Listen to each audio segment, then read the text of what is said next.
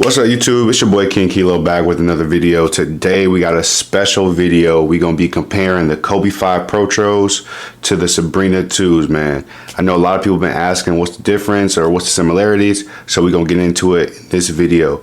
Before I get off into it though, go ahead and do me a favor, subscribe to the channel, like this video, drop some comments down below. We're currently at 6,990 subscribers right now, on the road to 7K. We just there, so you know what I'm saying, if you guys are watching this video, go ahead, subscribe to the channel, help me get to that 7K goal. But without further ado, let's go ahead and get off into it. So man, here we have the Kobe 5 Protros, Sabrina 2’s, and I just want to get into the price point really quick before I get into more details about the shoes. So Sabrina 2’s come in at $130 price point, whereas the Kobe 5 Protros came in at a $180 price point. Now, I will say this, currently on the aftermarket, these shoes are sitting at 800 plus, like, you know what I'm saying? So I'm gonna throw a little picture right up here on the screen so you guys can see that, which is absolutely insane. I would never pay $800 for a basketball shoe. And with that being said, you know what I'm saying, if you guys do want a pair of Kobe 5s, this is a close alternative. This is literally the Kobe 5 baby, the Sabrina 2’s. So you can literally save hundreds of dollars by getting these, which only cost $130.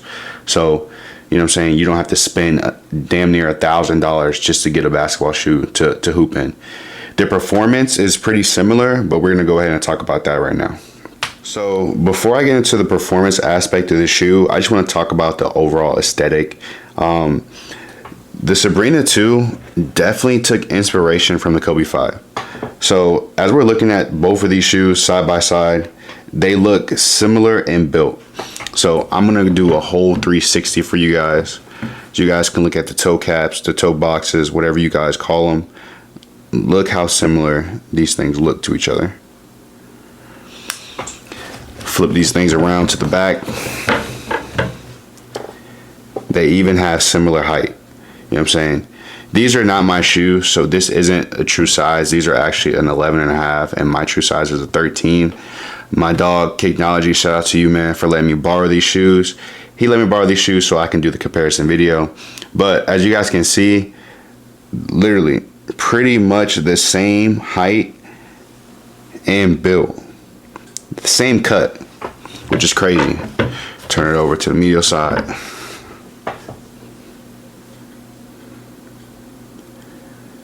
It might as well be the same shoe, bro. So if we looking at it overall, you know what I'm saying, really close in style. I would probably give the edge to the Kobe 5 Protro as far as overall aesthetic. I think these just look better than the Sabrina 2’s. But as far as closeness and style, these are almost identical. This is the baby of the Kobe 5. And I really like this shoe.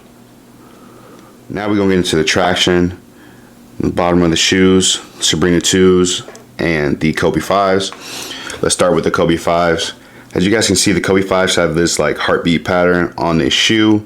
And I believe on the original retros that they had or that they produced, it didn't come with a lot of this traction or a lot of this pattern. I think a lot of this stuff was added in and new to the shoe. You also have that zoom unit right here, as you can see where that purple shank is. So you have the zoom unit right here in the forefront of the shoe. Also too, on the bottom, you do have this carbon fiber plates on the middle of the shoe, side of the shoe right here. As we move over to the Sabrinas, it does come in that multi-directional pattern, as you guys can see right here. I think these shoes are super good for traction and grippy on the court. I haven't actually played in these, but from the reviews that I've seen, that is what everyone is saying, and that is a consensus that I've gathered from this shoe. It also does have the carbon plates, but it's not on the outside of the shoe, it's actually on the inside of the shoe. And I will show like some pictures of these shoes like broken down so you guys can see like the full details. But I know a lot of people love the Kobe 5s because the traction is super good. You know, you have a lot of durability and stability with the shoe, especially with this here. It also has it on the Sabrina 2's, as you guys can see right here as well. The midsole is made up of the Cushlon 3.0 on the Sabrina 2's, and this one has like the original Cushlon. So on the back of this shoe, it's a little softer than the Sabrina's. I believe this Cushlon is a much tougher and not as easy to break in, but it's almost like a drop when you put these shoes on. So when you put these shoes on, your foot kind of sinks into it. That's not the case with the Sabrina 2's. So, you know what I'm saying? As far as traction, I believe these both have amazing traction. Some people would give the edge to the 5. Personally, I have not hooped in the 5s, but a lot of people are siding with the 5s as opposed to the Sabrina 2's. I think these have amazing traction as well. I've tried these on. I think these have amazing traction as well. And with the squeak test, I think that these may have the Kobe 5s beat, but the squeak doesn't determine traction. So like, you know what I'm saying? Like that is really a non-factor, but that would be like the only edge that you can give to the Sabrina 2's. Can't talk about performance if we don't talk about the flyware in these shoes. As you guys can see, the Sabrina has the flyware that's poking through that mesh. You guys can see it clearly here. And that is just going to give you more lockdown on your shoes when you wear them. So like, it's like as you tighten the shoes, you lace them up, you tighten them, it gives you more lockdown and support on the shoes, even though these are low tops. So flyware, super good touch. As you guys can see, you have the flyware throughout the Kobe 5s right here, and same thing, it's going to give you amazing lockdown, amazing support on your foot, even with these being low top. So as far as performance goes, I think that they have both of these covered, especially with the lockdown aspect, and as far as it being comfortable for a low top shoe. Looking at these toe boxes are pretty similar, man. As I said earlier in the video, the mesh material, cheaper material, that's the reason it looks like this. But as you guys can see, you got that 20 right here, and then as we move over to the Kobe 5s, you got that KB for Kobe Bryant. A lot more sturdy right here because of the material on this shoe, but you know what I'm saying, that's the front of the toe box for you. Now I'm just going to pan over both shoes so you guys can see the tongue on the Sabrinas and the lacing system, see how it's set up. And then I'm going to move over to the Kobe 5s. As you guys can see right here, you got that Mamba symbol right here, boom, on the tongue. Nothing super crazy, just giving you guys an overall look of the shoe. Hey, when it comes to sizing on these shoes as well, I would suggest going true to size on the Sabrina 2's. I think that is good for narrow foot users and wide foot users. If you have a bit of a narrow foot for the Kobe 5s, I would say going true to size is probably best. If you have a wide foot, you may want to go half a size up.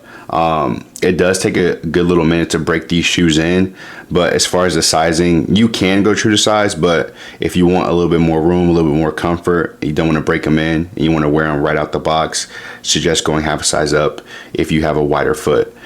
But for wide and narrow foot users, Sabrina 2's true to size is perfect.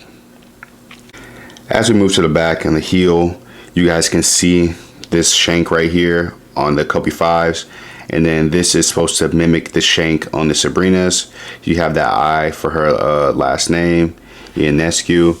And then you have the Kobe shank right here. I think that, like what I was talking about earlier, as far as like price point and stuff like that and performance, you know, they just put a little bit more into the Kobe 5s, which is why it was at a $180 price point.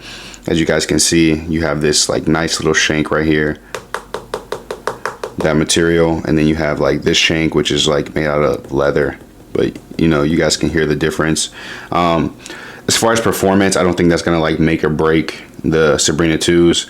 I think these are still an overall great shoe and a budget friendly shoe at that, in comparison to the Kobe 5s.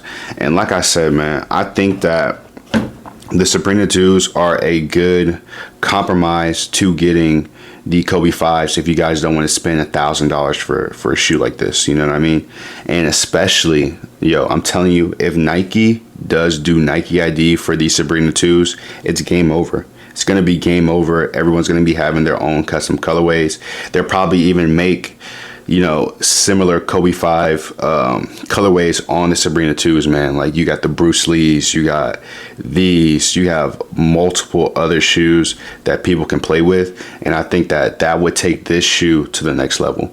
You guys let me know what you guys' thoughts are on these shoes. I think that as far as quality and performance go, the edge goes to the Kobe 5, but you know what I'm saying, this is a close runner-up.